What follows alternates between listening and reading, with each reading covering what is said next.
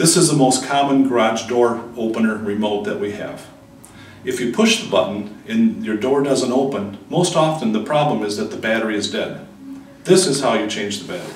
To change the battery, you look in the back of the remote, you open it up, and the battery is in this little flip top. It's an A23 battery.